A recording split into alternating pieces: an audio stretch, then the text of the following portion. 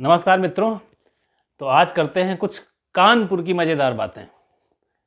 एक बहुत ही बढ़िया सा किस्सा सुनाता हूँ आपको।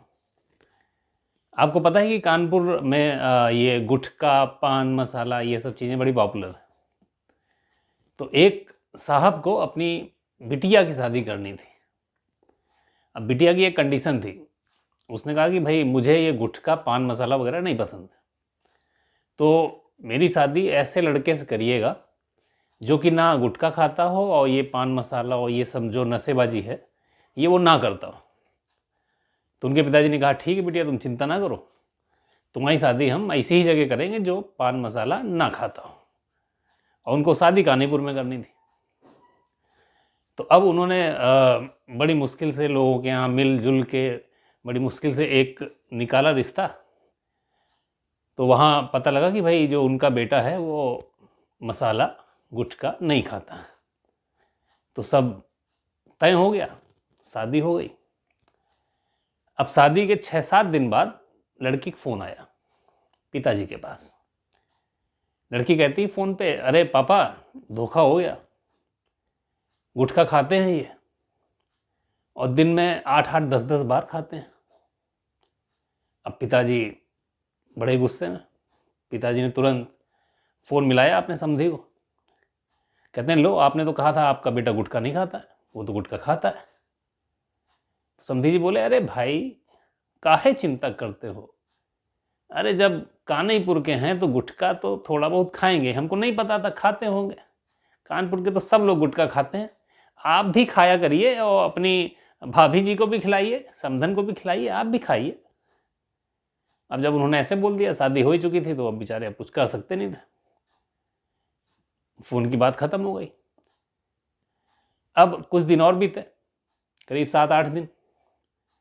अब इस बार वही समधी जी का फ़ोन आया फिर से। पिछली बार तो लड़की करी थी, इस बार समधी जी का फ़ोन आया। तो समधी जी बात किए लड़की के पिताजी से कि अरे भाई साहब बड़ा गड़बड़ हो गया, आपकी बिटिया तो बहुत तेज तर्रार है बिल्कुल, और वो तो हमारे लड़के को वो लेदर की बेल्ट से पीट रही, ये तो बड़ी गलत बात है। तो जब इधर इनके पिताजी सुने तो पिताजी बोले, साहब जैसे कानपुर का गुटखा पॉपुलर है ना, वैसे लेदर भी तो पॉपुलर है, आपका लड़का खा रहा है, आप भी खाइए और अपनी मेहरिया को भी खिलाइए। तो भाई साहब जैसे गुटखा पॉपुलर है वैसे लेदर भी तो पॉपुलर है कानपुर का। तो ये तो हो गया पहला किस्सा। अब कानपुर की ही कुछ और मज़ेदार बातें करते हैं। एक किस्सा आपको और सुनाते हैं। जब हम बीटेक कर रहे थे तो बीटेक के टाइम पे जब वापस घर लौट के आए तो अब कनपुरिया चीज़ें तो रहती ही हैं। तो घर पे थे तो एक दोस्त भी आया था मिलने के लिए। तो दोस्त जो है वो हमसे कुछ बोला, तो हमने उससे बोला कि यार बहुत ज़्यादा बीसी मत कर। और बीसी तो आप जानते ही होंगे। तो पिताजी जो हमारे हैं वो ऊपर खड़े हुए थे, तो उन्होंने भी ऊपर सुन लिया कि हम कुछ ऐसे बोले कि ज़्यादा बीसी मत कर अपने दोस्त को। तो जब ऊपर आया तो पापा कहते हैं ये बीसी क्या होता है। हमने बीसी बड़ा सिंपल, बीसी मतलब बातचीत। तो हम उससे यही कहते थे कि ज़्यादा बातचीत मत किया कर। कह रहे अच्छा अच्छा ठीक ठीक बातचीत।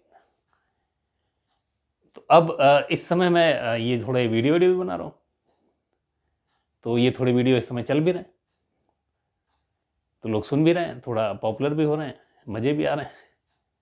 तो अभी 2 दिन पहले पापा बोले, और तेरी तो आजकल बड़ी बीसी चल रही है। तो ये बीसी से भी आप परिचित हैं कानपुर वाले। अब इसी को थोड़ा सा और आगे बढ़ाते हैं। तो कानपुरियाई अंदाज में कुछ कानपुर की बातें और। अब देखिए जब इस शहर में हम हैं तो यहाँ की बहुत सारी चीज़ें जो हैं वो पसंद भी नहीं आती। जैसे सेंट्रल स्टेशन पे पहले आप उतरिए तो सब चारों तरफ अजीब सा गंदा सा माहौल, गंदगी सेंट्रल स्टेशन के पास। अगर आप खासकर प्लेटफॉर्म 1 नहीं उसके अपोजिट उतर जाएं तो इन सब चीज़ों की वजह से कई बार दिमाग में आता था कि यार गलत सिटी में लैंड हो गए, कहीं और लैंड होना चाहिए था। अब हम लैंड एक्चुअली कहाँ हो गए थे? तो हमारे जो फादर हैं वो इनकम टैक्स डिपार्टमेंट में इंस्पेक्टर साहब, तो वहीं परेड में बड़े चौराहे पे उनका ऑफिस, तो उन्होंने घर जो लिया था स्टार्टिंग टाइम में वो परेड में लिया था। तो जो हमारा बचपन है वो परेड से शुरू हुआ, और परेड और बचपन कहाँ से शुरू हुआ कि भाई पैदा कहाँ हुआ? तो सरकारी अस्पताल। तो कानपुर के लोग जानते हैं 2 सरकारी अस्पताल हैं यहाँ पॉपुलर, एक बोला जाता है हैलट और एक बोला जाता है उर्सला। तो उर्सला अस्पताल में हम पैदा हुए। तो उर्सला अस्पताल का अब मैं एक ऐसे ही मज़ेदार किस्सा बनाता हूँ जो मैंने बनाया है, बस एक्चुअलिटी नहीं, एक बनाया है बस, कि कैसे पता लगा कि कानपुर आ गया। तो जब उर्सला अस्पताल में पैदा हुए तो 2-3 दिन बाद जब थोड़ी समझ आ गई, जब कानों में थोड़ा सा सुनाई पड़ने लग गया, तो एकदम से एक आवाज़ आई चिर्र से। तो जैसे ही आवाज़ आई चिर्र से, तो तुरंत दिमाग ने काम किया कि भाई जिस सिटी में लैंड हुए हैं वो कानपुर ही है, क्योंकि ये चिर्र की आवाज़ कौन सी हो सकती है? तो सब समझ गए होंगे, चिर्र मतलब मसाला की पुड़िया किसी डॉक्टर साहब ने फाड़ी होगी। तो भाई कानपुर सिटी में फाइनली लैंड हो चुके हैं। अब क्लास 2 के बाद से हमारे जीवन में काफ़ी परिवर्तन आ गए थे, क्योंकि हम पहुंच गए थे शिशु मंदिर, सरस्वती शिशु मंदिर, आचार्य जी के अंडर में। तो वहाँ से थोड़ी संस्कारों की शिक्षा स्टार्ट हो गई थी, और उसके बाद पंडित दीनदयाल। लेकिन क्लास 2 के पहले रह रहे थे परेड में। अब परेड में बड़ा ही अजीब सा माहौल था। तो वहाँ ऐसा माहौल था कि पिताजी को लगा कि कहीं इस माहौल में इसकी हिस्ट्री ना खराब हो जाए। हिस्ट्री आप समझ रहे हैं, हिस्ट्री मतलब हमारी हिस्ट्री नहीं, कहीं इसका हिस्ट्री सब्जेक्ट ना खराब हो जाए, कि बस कुछ ही चीज़ें पता लगें, बाकी दीन दुनिया से सब अलग। तो उन्होंने शिफ्ट कर लिया वहाँ से, वो शिफ्ट करके आ गए गुमटी। तो जब गुमटी पहुँच गए तो गुमटी में कई सारे सरदार बच्चे भी थे हमारे दोस्त, और कई सारे और भी बच्चे थे, अजीब अजीब से नाम थे उनके, किसी का बउवन, किसी का पोली, किसी का राजू। तो अब ये सब लोग मिले। अब ये सब उम्र में हमसे ज़्यादा थे, और उस समय हमारे अंदर इतनी समझ भी नहीं थी। तो जब समझ नहीं थी उस टाइम का, अब मैं आपको एक किस्सा सुनाता हूँ। हमारे पिताजी की एक आदत थी, एक शब्द वो बहुत इस्तेमाल करते थे, अब वो भी कानपुरिया तो इस्तेमाल करेंगे ही। तो वो बोलते थे बकलोल। तो हमारे घर में जब हमको समझ नहीं थी बहुत, ज़्यादा से ज़्यादा आप मान लीजिए 1.5 साल, तो ये शब्द बड़ा चल रहा था, बकलोल बकलोल बकलोल। तो कुछ दिन बाद तो हमको लगा कि कहीं ऐसा तो नहीं हमारा नाम ही हो बकलोल। तो कोई बकलोल अगर बोले तो मैं उधर देखने लगता था, बकलोल। फिर थोड़े दिन बाद पता लगा नहीं भाई ये नाम नहीं है, क्योंकि इससे ज़्यादा मैं पुकारा जा रहा हूँ किसी दूसरे नाम से। तो दूसरा नाम रिंकू।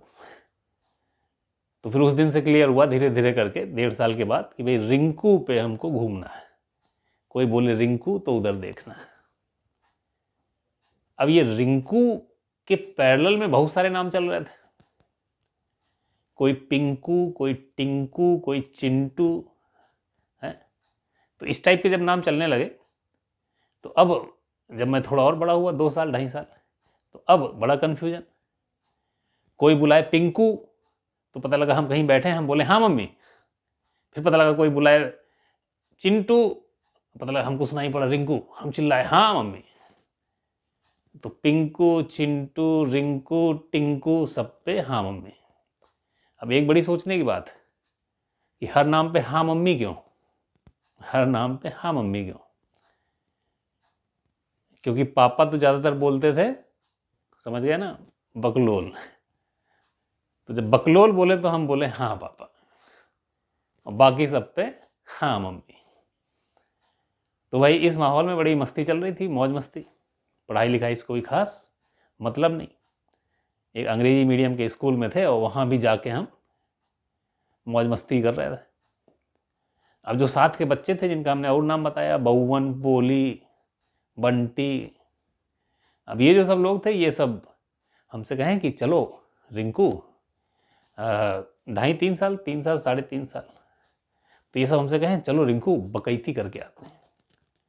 अब बकैती, हमने कहा ये बकैती क्या होता है यार, अब बकैती हमको पता नहीं है। तो हमने पूछा दूसरे से, भाई बकैती ये क्या होता है, ये डकैती अकैती होता है क्या?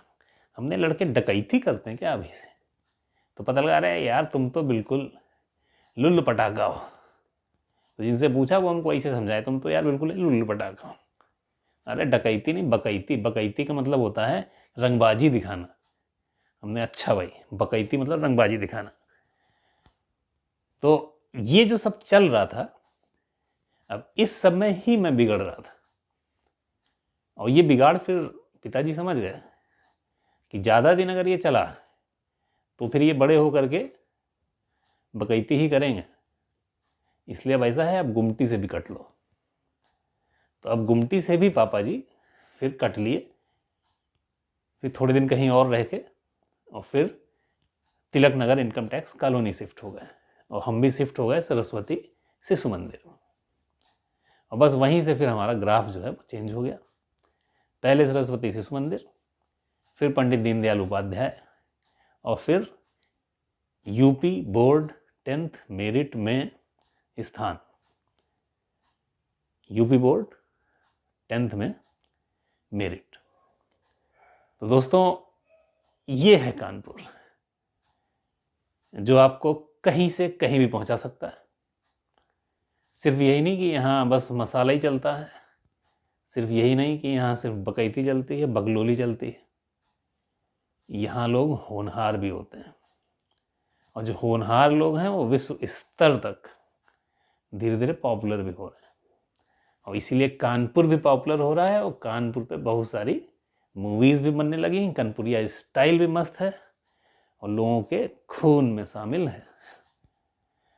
दोस्तों इन बातों के साथ थोड़ा मैंने अपना कानपुर भी बहुत कायदे से जिया, आपको बताया। हालांकि अब हम हैं प्रोफेसर, तो अब तो माहौल भी चेंज हो गए हैं, यहाँ पे दिशाएं भी बदल चुकी हैं, और अब थोड़ा बहुत ये जो वीडियो बना रहे हैं इससे अपनी लाइफ को और सुंदर बना रहे हैं। तो दोस्तों जुड़े रहिए हमारे साथ, आप भी करिए बिंदास इसी टाइप के काम, अपने वीडियो बनाइए, अपनी मेमोरीज बनाइए। फिर मिलेंगे दोस्तों, बाय बाय।